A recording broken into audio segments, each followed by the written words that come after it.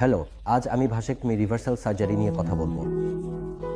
আজ আমি যে বিষয়গুলো নিয়ে আলোচনা করব সেগুলো হলো ভাসেক্টমি রিভার্সাল প্রক্রিয়া কি, এই প্রক্রিয়ার জন্য প্রার্থীরা কারা, প্রক্রিয়াটি কিভাবে সম্পন্ন হয়, ভাসেক্টমি রিভার্সাল প্রক্রিয়ার পর পুনরুদ্ধার কেমন হয় এবং ভারতের এই সার্জারির খরচ কত। এখন ভাসেক্টমি রিভার্সাল সার্জারির জন্য ভালো প্রার্থীরা কারা? মোটামুটি যেসব রোগীর এই সার্জারি হয়েছে 1-0 বছরের কম সময় আগে তারা সাধারণত ভালো প্রার্থী। যেসব রোগীর এই সার্জারি হয়েছে 1-0 বছরের বেশি সময় আগে তারা ভালো প্রার্থী নন।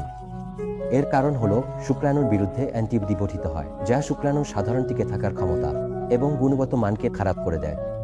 তাহলে এত দীর্ঘ সময় পর এই প্রক্রিয়ার পর মহিলা গর্ভবতী হতে পারবেন না।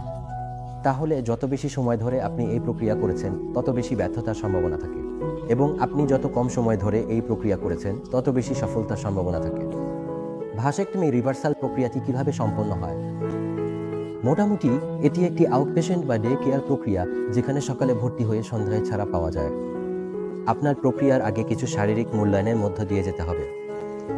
প্রক্রিয়াটি সাধারণ বা স্থানীয় অ্যানেস্থেসিয়ার অধীনে সম্পন্ন হয় এবং এটি তেমন ব্যথাদায়ক নয়। একটি ছোট কাট লাগানো হয় স্ক্রোটামে এবং সার্জন ভাস ডিফারেন্সের অবস্থান মূল্যায়ন করবেন। মাইক্রোস্কোপের নিচে যদি সার্জন ভালো গুণগত মানের শুক্রাণু দেখতে পান তাহলে তিনি ভাসোভাসোস্টমি করবেন, কিন্তু যদি তিনি সেগুলো দেখতে না পান তাহলে তাকে উপরে যেতে হবে এবং ভাসো এপিডিডাইমোস্টমি করতে হবে, যা একটি প্রক্রিয়া যা এপিডিডাইমিসকে ভাস ডিফারেন্সের সাথে সংযুক্ত করে। তাহলে আপনার বর্তমান শুক্রাণুর এবং সিমেনের গুণগত মান কেমন তার উপর ভিত্তি করে সার্জন সিদ্ধান্ত নেবেন যে আপনাকে কোনো ধরনের রিভার্সাল প্রয়োজন। এটি সাধারণত একটি দ্রুত পুনরুদ্ধার প্রক্রিয়া।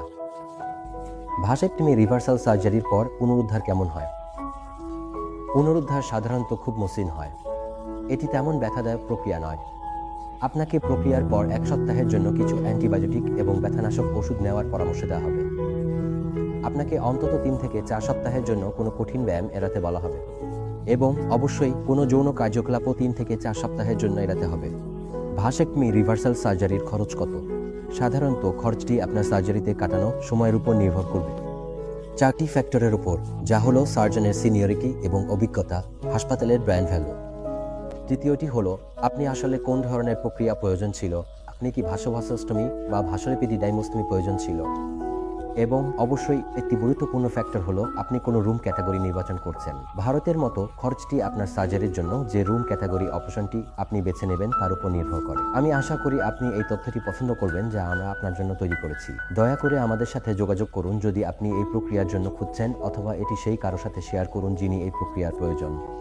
আমরা আপনাকে গাইড করতে পেরে খুব খুশি হব। ধন্যবাদ।